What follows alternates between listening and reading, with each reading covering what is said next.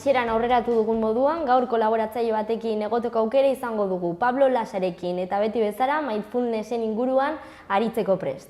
Arratsaldeon, Pablo. Arratsaldeon. Zer moduz hasi duzu urtea? Ondo, pozik. 2 metrora gora, lebitatzen. Eta helburu berriren batekin agian mindfulnessen inguruan edo? Bai, helburu asko, batez ere ni pertsonalki ikasteko eta garatzeko.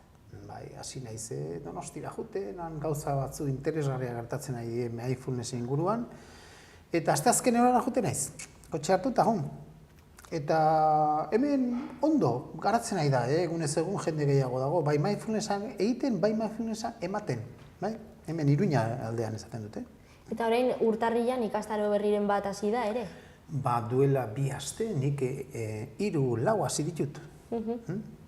Alde batetik, nereak nik montatzen ditut beti 2-3 ikastaro, goizetan, arratsaldetan, txandaka dagoen jendearentzat eta hola, hemen Arrotxan eta Arrosaldian, milagrosa, Arrosadia. Eta gero beste alde batetik ere, iaz egin nuen eta urten berriro egingo dut bat eta beste bat ere,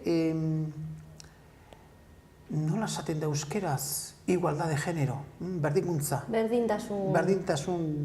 Bai, emakume eta gizonen arteko berdintasuna. Ba, iturrama da, Atarrabiko udaletxeak atera du, eta antxo ibiltzen geha, astelenero gaur, 15 emakumeekin, denak mindfulness agora eta mindfulness abera, eta ondo, gustora. Orduan, gehiengo emakumeetan ikusten da gehiago interesa? Bai, bueno, kasu hontan, Atarrabiko udaletxeak bakarrik ateratzen du emakumeentzat, berdintasuna dela eta. Baina nik esango nuke taldeetan, nire taldeetan behintzat, 80 emakumezkoa izango dira. Eta 20 gizonezkoa. Eta gertatu izan zaitere, gizonezkoa ez izatea. Eta behin bakarrik izatea, 150 behin bakarrik, Eta, taldeak egin ditute. Emakumezkoa aurrean doazte, zoazte. Eta orduan pertsona berri asko zaudela? Bueno, mindfulness ikastaroak nik montatzen ari naizenak batez ere orokorrean, badago beste batez, astero egiten dudala, baina beti dira 8, 10 edo 12 saiokoak. Orduan beti gaude hasi bukatu. Orain luzatzen ditut, 11, bai, lehen 8 ditut. Baina uste dut hobeto dela jendeak, behintzat gogokin eta hartzen duenak motz gelditzen zaio 8 aste. Asko ematen dute, baina azkenean gutxi dira. Orduan taldea mantentzen da? Bai, mantentzen da. Taldeak 10-11 aste lanean, gero bukatzen da eta beste bat sortzen dut. Jende batzuk errepikatzen du. Hori. Eta gero badut nik astero egiteko, ja ez da programa bat, bezeko programa orokor bat, urtean zehar meditatzen dugu, lantzen ditugu gauzak ez. Bueno, urtarrila oso hilabete berezia da, jende asko hasten duelako hori helburu berriekin eta bar. Eta mindfulness nola lagundu dezake, edo ere mindfulnessen inguruan ere bizitza hobe bat izateko nola lagundu dezake? Bueno, mindfulness ez da pirula bat bezala. Hau da hartzen duzula eta sendatzen dizula. Ez da ere hemen ekialdean daukegun pentsamendu hori. Gaitza bat dauket hau hartzen dut eta hemendik hilabete batzuta bukatzen dut. Gertatzen da, baina mindfulness azkenean pixkanaka bizi modu bada. Osea, meditatzeak, ez da bakarri meditatzen, baina funtsesko gehiena egiten duguna da meditatu. Meditatzeak egunerokotasun gauza bada, egunero tak egiteko gauza. Urte hasiera esango nioke nik edozinei, meditatzen hasteko edo gutxien. Meditazioa da bat berarekin lagun egitea, batekin egoteko. Eta hasi dezala, zeren behorrezkoa dugu denak. Eta goizago hobe azkenean. Zeren eta jendeak ikusten da mindfulness taldeetan asko ikusten da, jendea iristen da 40 urtekin, 45, 50, eta bizi osoan erabatea funtzionatzen eta azkenean egiten dio bai buruak, bai gorputzak dena eta gaizki sentitzen naiz, gaizki nago ezakit, ezin dut lo egin nago bueltak eta ezakizin gelditu eta hori ez da egun batean egiten, baizik eta hori bizitza osoan gaizki erabilitako tresnak, hau da, gure burua, gure gorputza, gure bizimodua. Ba, klaro, batek aldu, eta pak, egiten du buruak, eta jende olako jendea agertzen da batez ere. Tak hori nola ikusten da gaixotasunetan edo? Ba, ikusten da gaixotasunetan, ikusten da ansietatean, depresioan, ezin lo egin, minak, ezin egon, arnasa batzutan ezin hartu, jendekin ez nahi zondo konpontzen, ez burua ezin gelditu, eta denbora guztian gauza antzekoak pentsatzen oso obsesiboak, horrelako gauza, teixente, eta egunez egun gehiago, jendeak orokorrean asko sufritzen dugu, nahiz eta eman, bueno, jo aguanto, ez? Ba, hau, nire burua da. Dago momentu batean, bai gorputzak, bai buruak, edo bat, edo besteak, edo biak, esaten du honeaino. Eta orduan meditazioa oinarrizkoa. Oinarrizkoa da. Nei pentsa, iristen zait jendea, adibidez, lehengo taldean, eukimen bat esaten didala, joe, babitu, junintzan hospital pribatura, ez? Juntzan, eta, bueno, zintzun loin, da esakizen, eta juntzan ara pagatzen eta den aldeko handiena, eta esan zioten, bitu, lehenengo gozain behar duzula, mindfulness kurso bat, gero etorri. Hasi esan zioten, eta esaten zian mizan, ni junintzen ara, a ber, hemen daude honenak, Eta, bueno, medikuntza aldetik eta zientifiko aldetik eta gaur egun artikulo munduan milaka eta milaka idazten dire mindfulnessen onurataz. Milaka, ez bate dori. Agian, igual izan daiteke ez gehien, baina psikologia mailan gehien idazten dien artikuluak dira. Eta neurologia mailan, neurozientzia mailan gehien idazten ari dien artikuluak. Mindfulnessen buruz, zientifikoki bat egin du. Osea, lehen zientziak, ez dakit rollo asko sartzen ari nahi zen. Ez, horrela. Lehen zientziak beti pentsatu dut egin du beti, nik zientifikokik noa gauza hau begiratzea, kanpokoa. Eta hemen parametro batzuk jartzen ditut, eta egia da edo gezurra da. Eta observazio eta ikerkuntza guztia kanpoko zerbaitean zen. Eta inoiz itzuten onartzen barrungo ikerkuntza zen esaten zuten hori subjetiboa da. Hori nola neurtu, zuk buruan daukezuna, nola neurtu. Ba, noski, buelta eman du, eta derrigorrezkoa da barrua begiratzea, eta orduan, ikerkuntza handia, oso zabala eta oso, baina unibertsitate guztiak, ez da bat edo hemen, eta batez ere, arlo hontan punteroak diren, estatu batuetan, eta Inglaterran, eta Alemanian, eta Japonian, eta bai, hala da. Orduan, jendea hemen ekialdean esnatu egiten hasi da, ez? Gero mendebaldean betidanik egon da hor oso kontzienteak izan dira horren inguruan, ez? Edo ezen beste? Bueno, hoi da, bi gauza hor, ekialdea esnatzen ari da, bazen garaia, ze ondo, duela ja igual, urte asko, ze esango nizuke, 100 bat urte, 70 urte, hasi ziren ekialdekoek aruntz juten, ez? Eta etorriz hasten ari ziren horiek, etorri hemen pixkanaka, hasia bota, orain ja, handitu indata, ja, zientzia moduan, zientzia arloan sartu denean, ez? Eta mendebaldekoek pentsatzen dugu, hangoek ere galdu xamar da biltzate, osea, handik etortzen dana da, han berez onenak esan dezakegu igual handaudela, ez? Esan dut ekialdea, mendebaldea esan nahi nuenean, uste dut, bai. egin naiz, ez dakit, bai. Ez, baina, hau esan behar da, bueno, nik esan nahi dut ere, edo hori ulertu dizute, nik uste dut, mendebaldean, gu pentsatzen dugu, mendebaldean nola daude zer egiten duen, eskean, han gertatu izan dena da, aldi betik, materialki ere pobreagoak dira, eta horrek bere arrakasta dauka, ez? O bere arrakasta bere eraginkizuna dauka. Eta beste alde batetik, tradizio asko egin dira, milaka, osea, tradizio, forma ezberdinak, eta bakoitzak bere bidea hartu du, eta oso harreman gutxiarekin. Eta orduan, gelditzen die, monjeak eta ez dakizertan minon, egunez egun gutxio.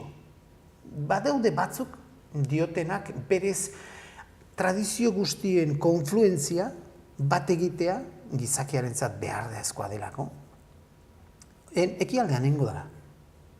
Zeren, hangoko maisu askoia daramate honea etortzen urte batzuk. Eta hemen, etortzen eta hemen gelditzen. Agian ere hemengo kondizioak bizitzeko eta dena, jendea, dirua, asko ze garatuago dago ez.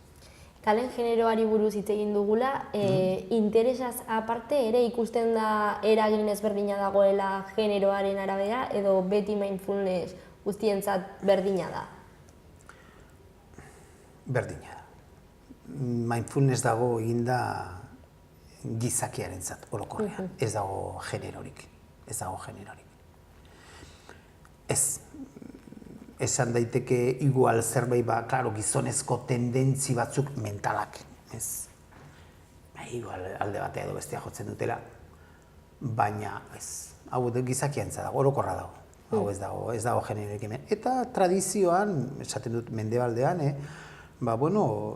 oso gizonezkoa izan da, naizta ere emakumezkoa egon, baina oso gizonezkoa izan da, baina kultura asunto bat, ez berez jatorriz gizakia gara. Eta meditazioaz aparte hori oinarria dela, ze beste gauza egin ditzazkegu ere gure bizimoduan nabarituko dugula? Mindfulnessak deitzen diodan informalak, ez lan informalak edo ez formalak. Formala deitzen bali badugu meditazio gauz hori, meditazioa eserita edo etzanda edo zutik, baina nun baten zerbait egiten duzula. Ez formala dena, bada, estrategia batzuk bizitzan automatismoa mozteko. Automatikoki bizia. Gauza asko, ikasi ditugunez, multitarea batean bizi izan garenaz oso korrikan bizi gara, eta orduan ez daukegu ez denbora ez pentsatzeko, ez egoteko, ez ezertarako. Orduan gure burua asmatu du nola egon lau gauza egiten. Eta orduan honek zeharo akabatzen gaitu denborarekin. Orduan mindfulnessek asko lantzen du atal hori, nun gauza oso simpleak eta egunerokotasunean errutinetan eta sartzen ditu tresna batzuk mozteko. Adibidez, ikuste, entzun duzu igual, alimentación consciente, edo ez dakit alimentación izango da, elikadura consciente, adibidez, erabat jateko non ez gaude platera bukatzen da, bukatu dut, baizik eta jaten, adibidez.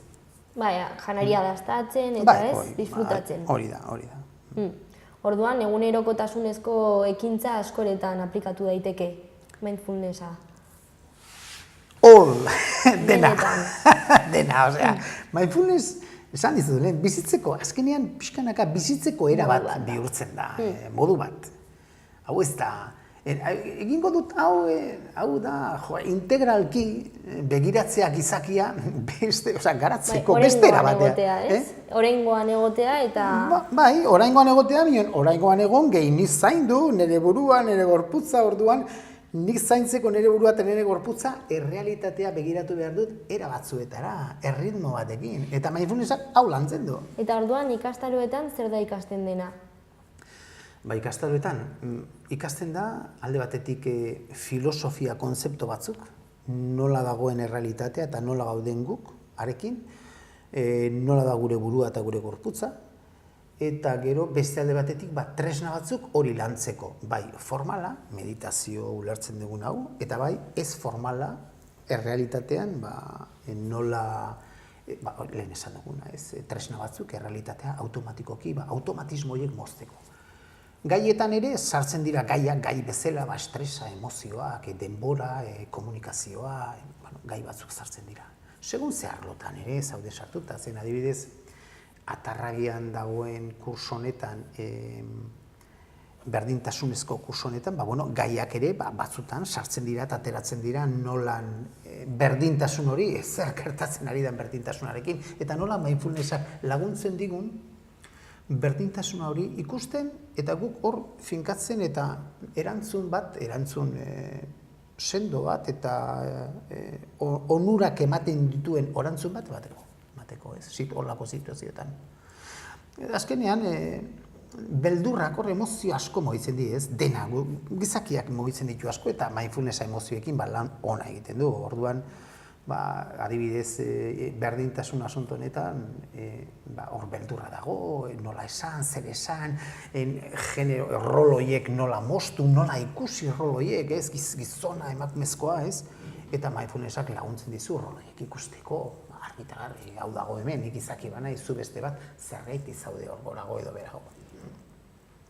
esateko era bada. Eta hori lantzen da emakumeekin. Bueno, horrelako kurso batean, bai, hezkuntzan gaudenean beste gauza batzuk lantzen ditugu. Irakasleak, adibidez, kriston estresa jasatzen du.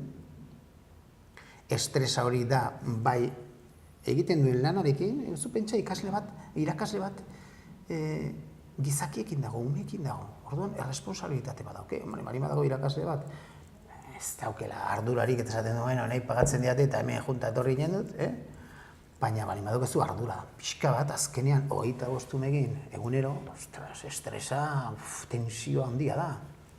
Orduan, baiekin lantzen dugu, bai estresa, eta bai nola pixkanaka ikaslei ere, nola mundu hau pixka bat nola sartu, nola ezartu, beraiek ze tresnak erabili egunerokotasun hortan ikasleekin egoteko. Segun ze arlotan zaude, mindfulnessa dauke demagun orokortasun bat meditatzeko eta jakiteko eta enfokatzeko, eta gero, segun ze gaiean edo arloan zauden, moldatzen duzu hortara, ez? Leku bakoitza dauke bere partikularitasuna edo, nazaten da, bere gauza bere. Bere metodoa, ez, edo bere... Ez, gauza bakoitza, hau da, hezkuntza, berdintasuna dauke... Nortasuna. Bai, bere nortasuna hori da, nortasunaren arabera, moldatzen duzu mindfulnessa. Primeran, Pablo. Bueno, orain beti bezala ariketatxo batzuk egingo dituzu, ez? Bai, hoxe da. Arnasketarekin egongo gara. Horrekin utziko zaituztegu. Kaixo, arratsaldeon edo egunon edo ez dakigu, Bueno, mindfulnessarekin gaude eta gaur arnasketarekin, 3 sesio arnasketarekin egingo dugu, arnasarekin. Arnasa oso garrantzitsua da, tresna polita da, arnasak beti honea ekartzen gaitu, oraina ekartzen gaitu. Arnasa hemen daukegu ezin, arnasa alde batea utzi, egunero hartzen dugu, minutuero, segunduero, ez? Baina tresna polita da, arnasa erabiltzea, guk praktikatzeko, orainean bizitzeko eta lasaitzeko, eta gauza askotako egiten da arnasa. Badaude tradizio batzuk, non arnasarekin bakarrik lan egiten duen. Edo ia bakarrik, gauza asko daude. Eta orain ariketa bat egingo dugu, arnasa lasaitzeko. Oso simplea da, agian denak ezagutzen duzu edo antzekotasun zerbait egin duzu ez. Eta asuntoa zein da? Asuntoa da, nik kontzientzia hartzea, arnasarekin, arnasa hartu, arnasa bota, arnasarekin gaina lantzen arean, egin daiteke 2 gauza edo 3, bat edo kontatu, edo erregulatu izateko sakona, edo bestea da ezer ez egitea. Kasu honetanik horrekin joko dut, ez? Horrea jongo naiz. Hau da, arnasarekin ez dugu ezer egin behar, ez dugu moldatu behar, ez dugu esan behar, hola izan behartzea, hola egon, hola hobeto, ez, dagoena, dago. Urduri zaudela gaur, arnasa hongo da azkarrago, lasai zaudela, arnasa lasaiagoen dago, dagoena, dago. Orduan guk kasu honetan nahi dugu arnasarekin lasaitu. Eta zein dugu, mentalki, atalez atal juten geha, pasatzen, arnasa hartzen. Eta orduan, adibidez, nik hemen sentitzen du tensioa daukadala, orduan, arnasa hartzen dut, sudurretik normalean, orain hitz egiten ari naiz, hau ikitzen dut, baina, bueno. Eta botatzen dudanean, askatu, erlaxatu. Hori mentalki esaten naiz, hitzekin edo hitzik gabe binen, hori da nire intentzioa. Eta orduan, noa, atalez atal, gorpuzetik pasatzen, arnasa hartzen, eta tensioa sentitzen dut, eta botatzen duzunean arnasa, askatu. Mikrofonoari eman diat uste dut. Botatzen duzunean arnasa, arlaxatu, askatu. Balin bat zaude, hanketatik pasatzen zea, eta gauza bera, osea, pixkanaka, gorputzako atal guztiak, edo ia guztiak, edo pasatzen dituzunak, arnasa botatzerakoan, askatu, erlaxatu. Eta zentratzen zara horrelako paso batean, izan daiteke 5 minutu edo 20. Eta nabaitzen duzu bere onurak. Hau egin daiteke edo zeinekun formalki bezala, etxean, esaten duzu orain, hau egingo dut, eseritzen zea hau egiten duzu, edo balin bat zaude lanean, edo zeinekoan momentu batean ere ordurik zaudela. Egin dezakezu, lasai herrian, hartu, eta benga, nik zentratuko naiz pixka bat, eta orduritasun hori, askatu, erlaxatu. Atalez atal, gorputzekin, goiti bera, edo beti gora.